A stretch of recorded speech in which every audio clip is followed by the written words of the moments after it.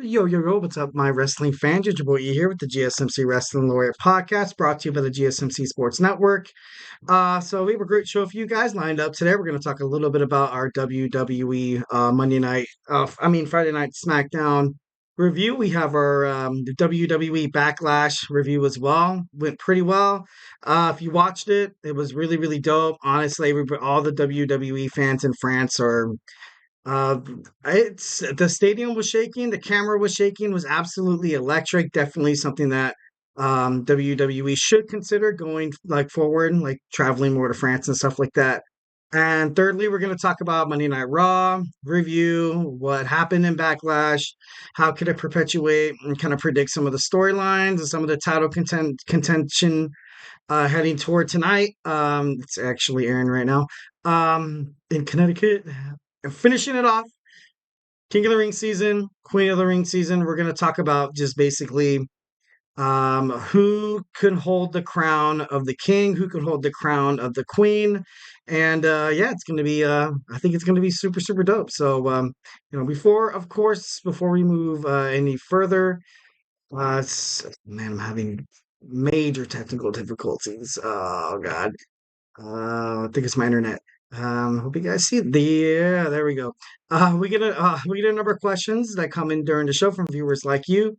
So to ensure that your question gets read on air, I ask you guys to use the tips and donations link at the GSMCPodcast.net with your questions. Just put your questions up on top so I can see it. Tell me what you like. Tell me what you don't like. Tell me what you want to talk about in terms of wrestling. Maybe potential storylines you would like to see as the viewers. Maybe what you guys thought about Backlash. And honestly, guys, it really, really does help the show. A little positive feedback, a little positive review, does a body good. So, here at the GSMC Sports Network, we love peace, love, and positivity all the way, 1010%. But yeah, like I said, it really helps the show. And again, the link is the GSMC podcast.net. So, all right, let's move on. So, we're going to go ahead and first segment. Let's see if we can find this. There we go. There we go. Our WWE Smackdown review. So, SmackDown was pretty awesome. SmackDown, especially the SmackDown before Backlash, the SmackDown before any kind of, before kind of any kind of pay per view, deems to be pretty well done. So, let's go ahead and get started. So we started off with an 8-woman tag team match. It was Bailey, Naomi, Bianca, and Jade Cargill. But it was kind of weird. It was kind of weird. Like you saw Bailey and you saw Naomi came out first, and then out came Damage Control with Dakota Kai, Io Sky, and the Kabuki Warriors. And then later came Bianca and Jade. Usually in a 4-man tag team match, everyone's, they're introduced at the same time, which is kind of, like that's like the format. That's the fact that they came out by themselves. I was like, I mean, all right, but I guess that's cool. You guys want to, we get that you're a separate tag team, and we get that you're probably going to win a Backlash. But hey, you don't have to announce it to everybody. Like, you know what I mean? Just kidding. But I thought that was pretty interesting. I thought that was pretty interesting. You saw Damage Control, and then you also saw, Tiffany Stratton. Tiffany Stratton she was killing it. She was killing it. She was looking levels above everybody. And when I say that, I mean levels. I mean like Roman Reigns. I'm just kidding. No, she's not that good yet. But she has the potential. She's probably going to see herself. Definitely, she's the future of the WWE Women's Division in terms of SmackDown or WWE Raw. So that's kind of cool. I like seeing Tiffany Stratton in that position. I think she's earned it. I think she deserves it. And ultimately, if she's the next one in line, we have a pretty good, we have something to look forward to. So definitely, love that. I really honestly I saw Jade Cargill as like a baby face, and she's doing really, really good. Her and Bianca are definitely a team that the people wanted to see, especially Jade coming out of AEW. But honestly, I just see Jade over so much. And like I said before, this is kind of, I've watched Backlash. I've seen what happened. I saw who won the WWE World Women's Championships. But ultimately, I kind of see Jade as more like a babyface, and maybe Bianca being like kind of like a heel. You saw her, with the whole thing with Bailey, and like Bianca Belair still obviously hates Bailey, and that's all power to her, basically because of what happened with Damage Control constantly and constantly just screwing up Bianca's chance of winning the championship. And I don't know, it hurts. And she's holding that animosity and she's holding that grudge, which is, eventually going to happen and it's going to blow up in the ring. But it's going to be interesting to see what happens. She can't really forgive and forget in terms of what happened with Bailey, during damage controls. That's what I basically want to say. Next, we saw Carmelo Hayes. Carmelo Hayes declares himself in the King of the Ring. I thought it was kind of cool because he was face to face with Bobby Lashley. Bobby Lashley is like a huge powerhouse. Obviously, that guy is like, that guy's levels above, man. Like, he's championship ready. He's championship worthy. You could definitely put a strap on Bobby Lashley, but you're gonna see him in about probably with Carmelo Hayes. It's gonna be pretty cool. I don't know if they're gonna push over Carmelo so much, or maybe Carmelo might enter the stable of the Street Profits and Lashley. But ultimately, I think this is good for Carmelo Hayes. It's great for Carmelo Hayes solely because you fought against Cody Rhodes in your first match on WWE Smackdown. Your second match, if you end up fighting Bobby Lashley, two good guys, two dudes, two wolf dogs in the term of wrestling and stuff like that. If you want to beat the best, if you want to be the best, you got to beat the best. So you have two guys under your belt. If you win or lose, doesn't matter. That's experience. A lot of people, undervalue that. A lot of people want to, they pay attention to the wins, the losses, and stuff like that. Yeah, yeah, yeah, that's cool and everything. But at the same time, you kind of have to, experience is one thing. Experience is one thing. This is kind of like, what I tell myself and kind of like what I'm going to tell my kids when they get older, especially when they get done with college, when they, do an internship or they're trying to like enter the world and stuff like that. Like, hey, like if you don't get your, the first couple of tries, but that's not bad. Like, what I mean? You go out there, you do the interview and stuff like that. You're learning. You're kind of finding out what the industry kind of wants and stuff like that. Like when you go into an interview, you don't want to like kind of bull spit your way through, like, because you don't want to lie. Because when push comes to shove, and they're like, "Oh, well, on your resume it says you knew this and that and the other," and you're like, eventually the truth will come out. So definitely something that kind of relates to the subject matter is that experience matters. Experience does matter. Win or lose, you don't get the job, get the job. All in all, it's all gravy, baby. It's all gravy. So, okay, moving on. So, we have AOP in the New Catch Republic. Ultimately, I really honestly don't see how the Authors of Pain didn't really wound up on WWE NXT.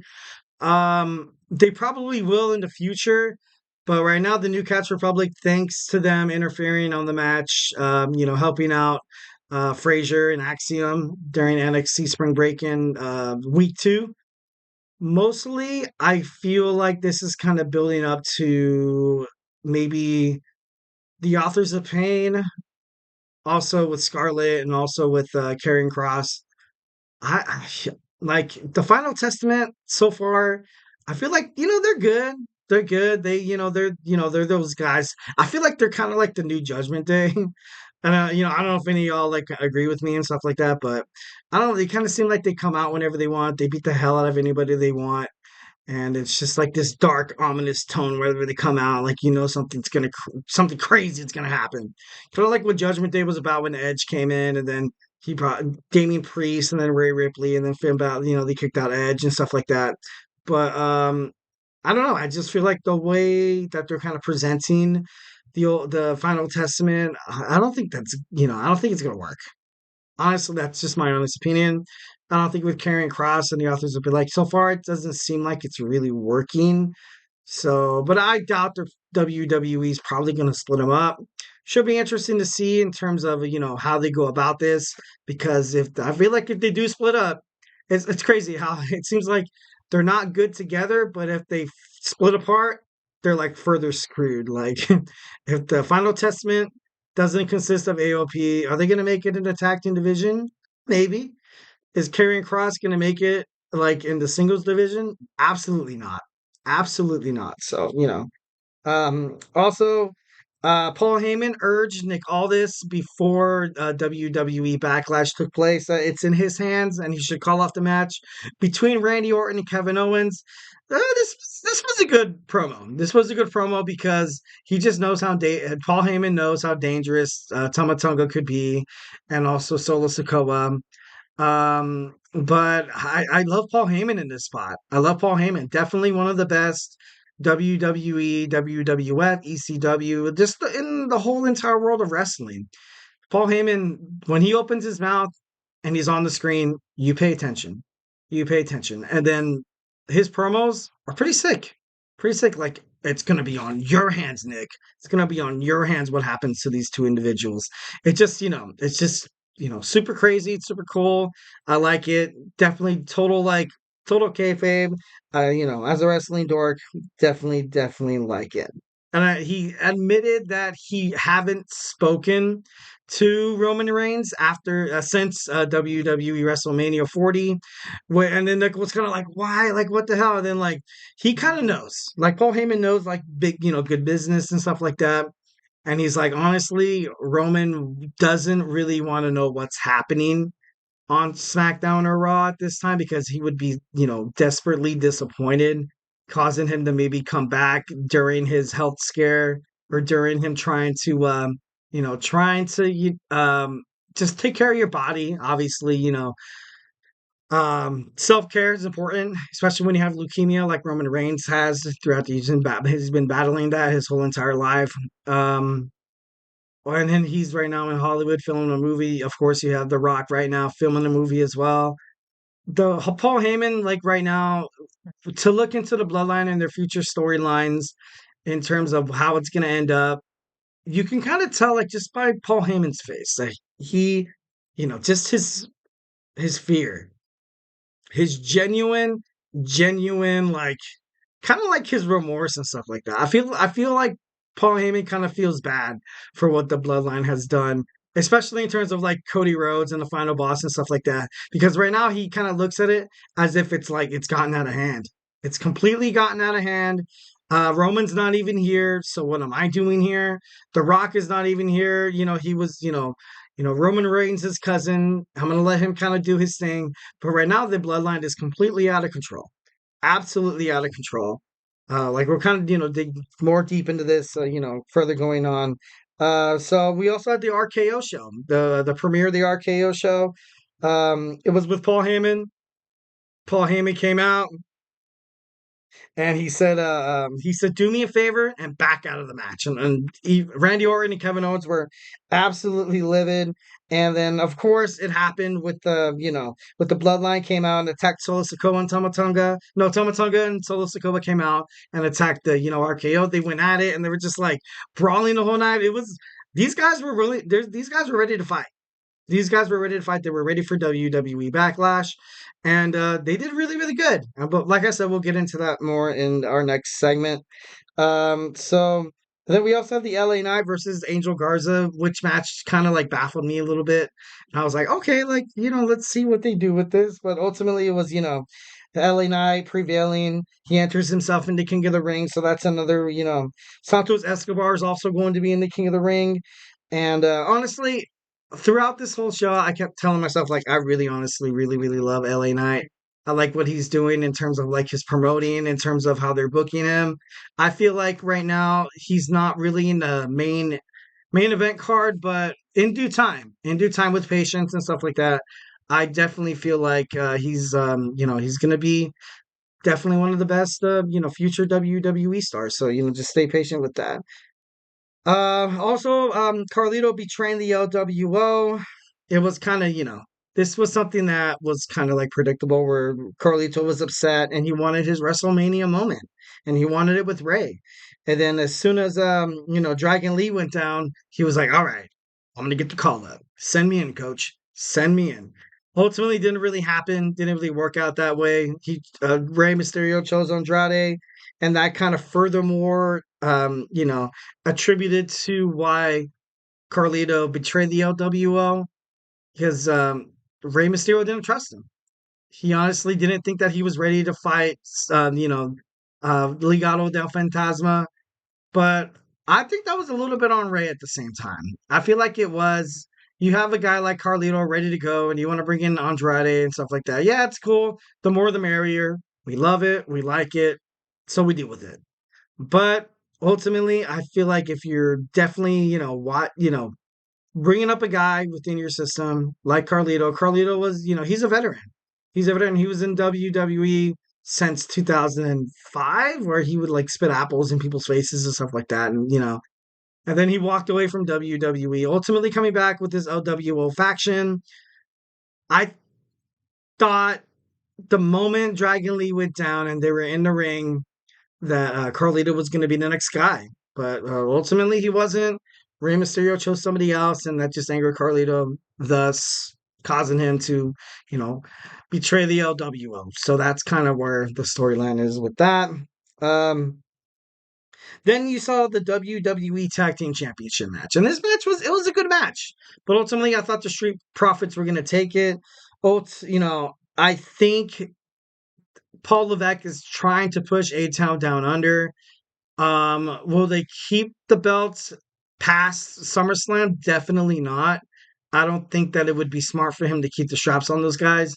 But I really but then again, this could be my fandom toward the Street Profits, because I think they're incredible individuals. They're a great tag team.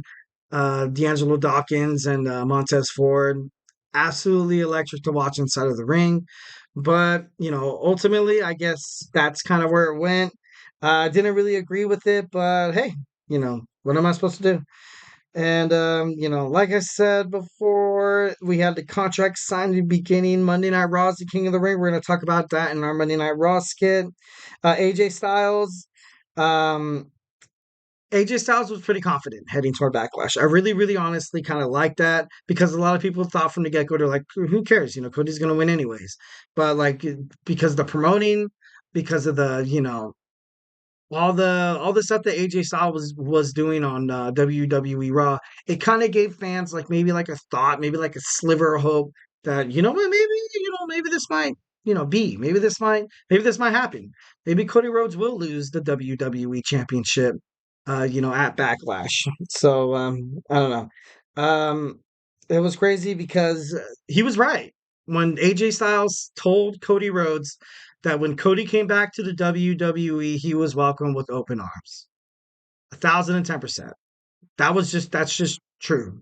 That's not slander. That's not me trying to hate on Cody Rhodes' title contention or his title reign so far. Obviously, your dad, the American Dream, Dusty Rhodes, is going to be pivotal. It's going to prove dividends in terms of you getting like a job kind of thing. So it was right for AJ Styles to kind of attack that. I kind of liked how he did that, to be honest. And then AJ Styles, he was like, "Hey, when I came into the WWE, I had to work, man. I had to start from the bottom. I had to show these people that were dissing me, well, not dissing him in general, but kind of looking at where he came from, TNA and Dixie Carter Promotions, and you're kind of looking at that, and they're like, oh, like this guy's a joke. Like this guy's coming from." TNA, this guy's even for the former WCW wrestler. Like, you know what I mean? Like, this guy's a flipping joke. And like I mentioned before in a couple of podcasts, that when AJ Styles was signed to the WWE, Vince McMahon didn't know who he was. After all the success AJ Styles has had in the independent wrestling circuit, like Ring of Honor, New Japan Professional Wrestling, and TNA, and it was just baffling. It was baffling. It was crazy. I was like, "What do you mean, David? Like that's just absolutely crazy. The phenomenal, really? You don't the phenomenal one, the guy you're signing, really? You don't even know a single shred? Like, did you even do your research before you were like, let's give this guy like $1 million con, bam, like bada boom, and he did it. So AJ Styles, 1,010%, had to work his way up from the depths of the wrestling industry, and ultimately he kind of found himself in WWE. I think he's going to get a new contract, and definitely should, in my opinion. All right, well, hey guys, don't go anywhere. Hope you guys liked the first segment. Talked about our WWE Smackdown review, and next we're going to head into our WWE Backlash review. So, hey, don't go anywhere.